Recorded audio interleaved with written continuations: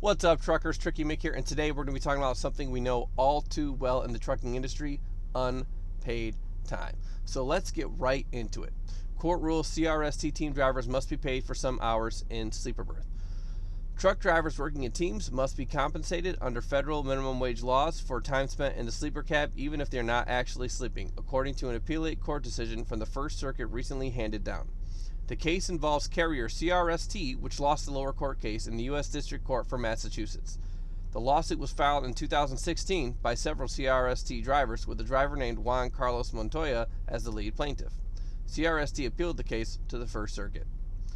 The decision potentially is precedent-setting in that the appeals court suggests no court has ever ruled on the question of whether a team driver should be compensated for time back in the sleeper berth that isn't part of the 8 hours of sleep time required under federal law.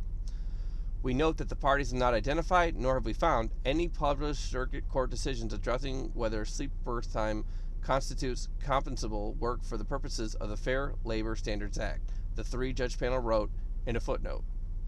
Litigation over sleeper berth time and compensation is not new. Walmart was involved in a significant case several years ago that brought in several key industry players, but that involves solo drivers, not team drivers, who are put together for the purpose of keeping equipment on the road and limiting the amount of time it needs to be sidelined because of federal hours of service mandates. Now, that particular case resulted in a lot of changes at Walmart, and they significantly increased their pay and started paying drivers for all time worked for the most part.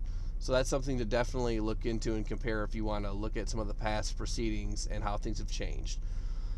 The question posed in the lower court and on appeal was whether the time these long-haul drivers spend in the sleeper berth is on-duty time within the meaning of Department of Labor regulations, and if so, whether CRST must compensate a driver who is on duty for 24 hours or for the time that drivers spend in the sleeper berth is in excess of 8 hours within a full 24-hour period.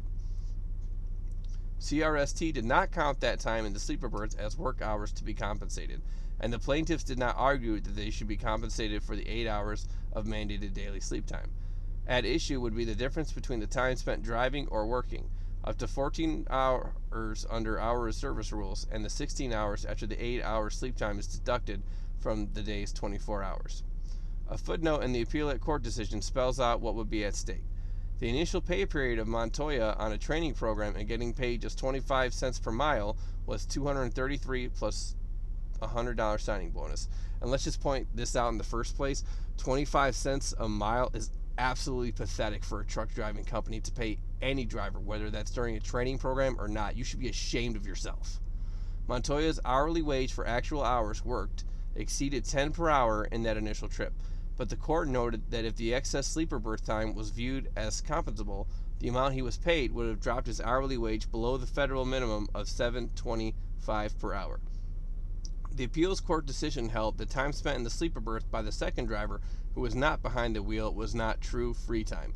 It cited a Supreme Court interpretation of the Fair Labor Standards Act defining work as physical or mental exertion, whether burdensome or not, controlled or required by the employer and pursued necessarily and primarily for the benefit of the employer and his business. It became known as the predominant benefit test, with the time spent accruing mostly to the benefit of the employer. An example was cited. Firefighters sitting in a firehouse playing cards are doing so because they are waiting to respond to an emergency and should be compensated for that. Police officers on call but free to do whatever they want to do as long as they can respond to an emergency do not need to be equally compensated.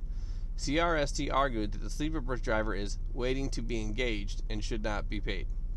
In urging us to reach this conclusion, CRST observes the drivers can sleep, fix meals, watch television, and access the internet while in the sleeper berth, the court said in summing up the carrier's arguments. But the argument of the plaintiffs was that the driver's confinement to the restrictive environment of the sleeper berth means that such time predominantly benefits the employer, and this is compensable work. The appellate court was blunt in its conclusion. CRST's argument turns a blind eye to the limitations inherent in the driver's physical location, the court wrote. Though drivers may be able to engage in some leisure activities, the nature of these activities is restricted by the driver's presence in the sleeper berth of a moving truck, a small space containing only some basic living essentials. The drivers cannot leave until the truck stops moving. Citing a Supreme Court precedent known as Armour that goes back to 1944, the First Circuit appeals judges said CRST's argument overlooks the Supreme Court's jurisprudence establishing that the ability to engage in some leisure activities does not, in and of itself, render an employee's time for the employee's own benefit.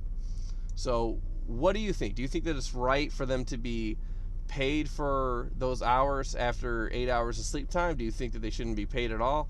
And how do you feel about the 25 cents per mile that was paid during training? Well, I'm Tricky Mick. Hit the like button, subscribe, and I will catch you next time. Keep on rolling.